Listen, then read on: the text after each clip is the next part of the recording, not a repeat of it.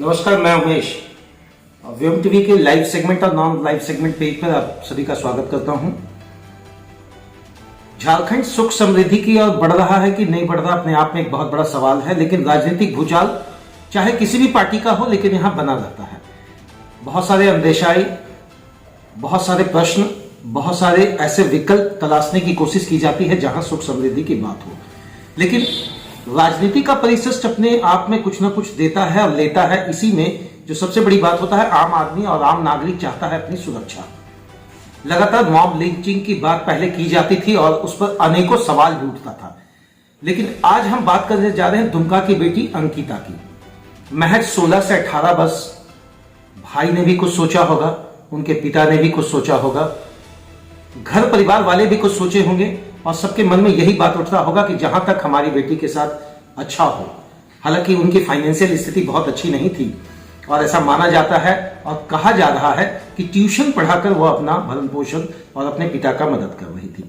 यही सारी बिंदुओं को जानने के लिए कहां गलती हुई और ऐसा क्या घटा, आज हमारे बीच में विश्व हिंदू परिषद के अभिभावक के स्वरूप में पूरे झारखंड से जुड़े हुए गौ रक्षा समिति से भी इनका बिल्कुल नाता है और हर पग पग पर एक अभिभावक के तौर पर सभी लोगों को मार्गदर्शन देते हैं।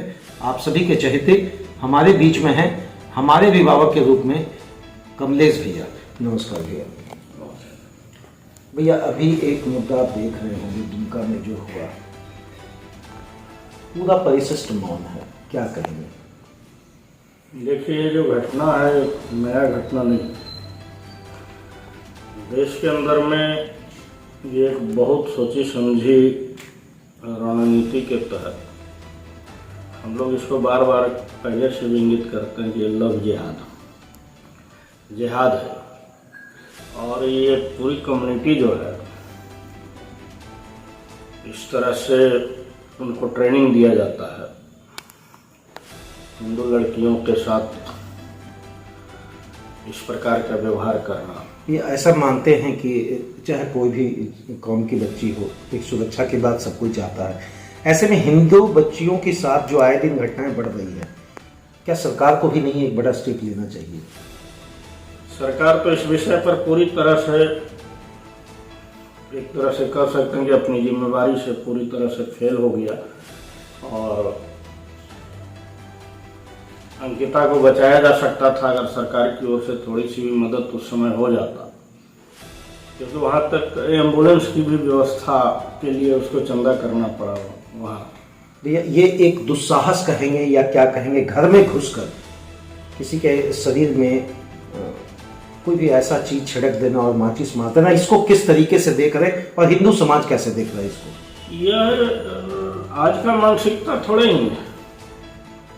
उसकी मानसिकता है कि भारत पर हम हजारों वर्ष राज किए हैं, मुगलों ने इस देश पर राज किया है। वही मानसिकता आज भी है कि हम जो चाहेंगे वो करेंगे और उसके लिए हमको जो करना पड़ेगा करेंगे। उनको न कानून का भय है, न समाज का भय है, न हिंदू समाज का भय है। और हिंदू समाज में जो जागरूकता होना चाहिए, हम लोग लगातार प्रयास कर रहे हैं इस विषय पर कि हिंदू समाज एकजुट हो और इनका विरोध करे, और हो भी रहा है। लेकिन जिस पैमाने पर होना चाहिए था वो नहीं हुआ। आज अगर उनके साथ इस प्रकार का घटना घटता तो आज निश्चित रूप से आरोपियों को वो सजा मिल गया होता। चेहरे में बड़ी मुस्कान थी भी, अरेस्ट होने के बावजूद भी देखा जा रहा था कि जरा सभी कशिश नहीं थी कि किसी के साथ उनको पछतावा किसी प्रकार का नहीं है। उनको ट्रेनिंग दिया जा रहा है इस प्रकार का। कहीं से राजनीतिक संरक्षण जरूर है। सरकार के संरक्षण को अल्पसंख्यक कहने के लिए अल्पसंख्यक हैं, लेकिन वो पूरी तरह से बहुसंख्यक समाज को अपने गिरफ्त में लिए हुए। तो सरकार जो है वो तो इन लोगों को हर तरह से मदद करता है। उसमें एक डीएसपी भी है वहाँ सामने प्रशासनिक पद पर रहते हुए भी, और वो पूरी तरह से काम कर रहा है। एक और भी इसमें साजिश कहा जा रहा है, उसकी उम्र को बढ़ाकर लिखा जाना।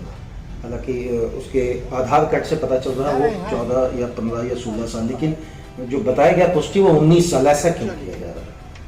उसको कहीं न कहीं बचाने का प्रयास है। ये बालिग है, जबकि वास्तविकता यह नहीं। नाबालिग है। क्या कहेंगे भैया, विश्व हिंदू परिषद इस चीज को लेकर कितना जागरूक है, लोगों में क्या अवेयरनेस फैलाएगी? पूरी तरह से विश्व हिंदू परिषद इसको सीरियसली लिया है और हर जगह हमारा जो तरीका है जनतांत्रिक, हम तो भारत के कानून के मानने वाले हैं, भारत के संविधान को मानने वाले, उसी के तहत हम चलते हैं। हम कानून को हाथ में नहीं लेते। क्या वो कानून नहीं मानते? क्या नहीं मानते?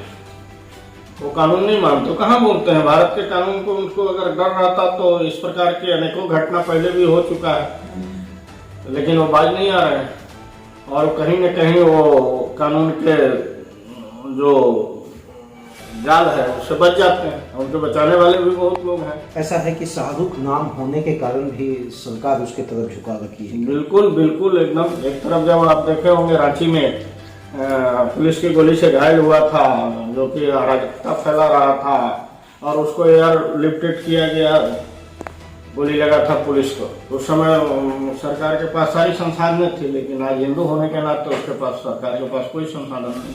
क्या लगता है भी आने वाले समय में भी इस तरह की घटनाएं बढ़ेंगी? लग तो इससे ऐसा ही रहा।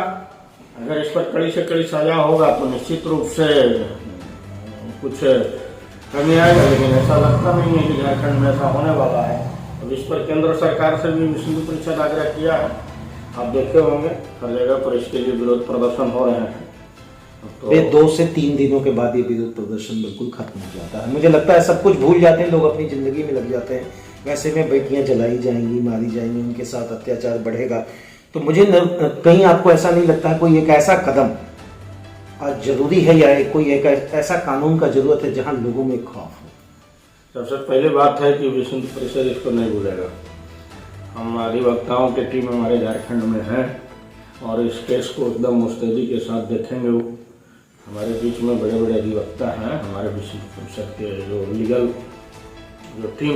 अभी प्रांतीय अधिवेशन भी चल रहा था, उसमें भी ये बात उठा था क्या? जरूर ये बात उठा है, क्योंकि उसी दिन की घटना है और ये बात ऊपर तक तो सभी लोगों को मालूम हो चुका है, चाहे मीडिया के माध्यम से हो, चाहे संगठन के माध्यम से।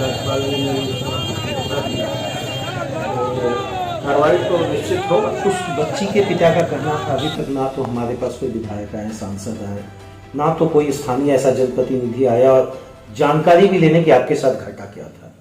नहीं, वहाँ के स्थानीय सांसद गए हैं, लेकिन झारखंड सरकार का कोई प्रतिनिधि वहाँ नहीं गया, क्योंकि विधायक भी वहाँ जो है वो हेमंत सोरेन जी मुख्यमंत्री के छोटे भाई हैं, तो वो अभी तक वहाँ नहीं पहुँचे, क्योंकि इन लोगों का जो अभी चल रहा है राजनीतिक जो पिकनिक में व्यस्त हैं। हाँ, ये सब में ये लोग व्यस्त हैं। ये क्या कहेंगे, बेटियों को क्या संदेश देंगे आप?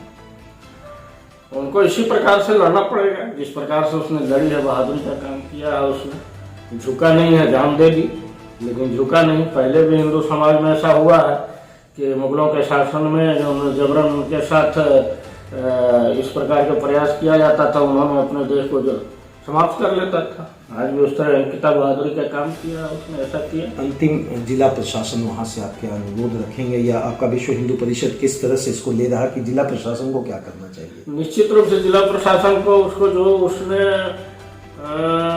स्टेटमेंट दिया है सबके सामने, मीडिया के सामने, मजिस्ट्रेट के सामने, कि जो उसकी अंतिम इच्छा थी कि जो मेरे साथ हुआ है, जिस प्रकार से हम तरफ के मर रहे उसी तरह से उसको भी सजा दे, और हम भी डिमांड करते हैं। धन्यवाद। सबसे बड़ी बात होती है कि आप किस जाति, धर्म और किस जगह से मायने रखते हैं, अपना संबंध ये मायने नहीं रखता। भारतीय संविधान में आपकी कितनी आस्था है, अब बात वहाँ के जिला प्रशासन पर भी उठ रहा है। उम्र को लेकर उम्र में नाबालिग करने की कोशिश की जा रही है। मुझे लगता है कहीं ना कहीं यह एक बहुत बड़ा साजिश है। इस साजिश को सामने कम समय में जिला प्रशासन को चाहिए लोगों के बीच में लाकर रखा जाए और सुख सक्षमता के साथ सुरक्षा की सबसे बड़ी बात हर बेटियों को उन्हें निभाना पड़ेगा। मैं उमेश, जय हिंद। मैंने अपनी बात रखी है। विश्व हिंदू परिषद के अभिभावक के रूप में इन्होंने भी अपनी बात रखी है और उन्होंने कहा है कि केंद्र सरकार से भी हम अनुरोध करेंगे कि अगर यह लव जिहाद का मुद्दा है तो यहीं इसे समाप्त हो।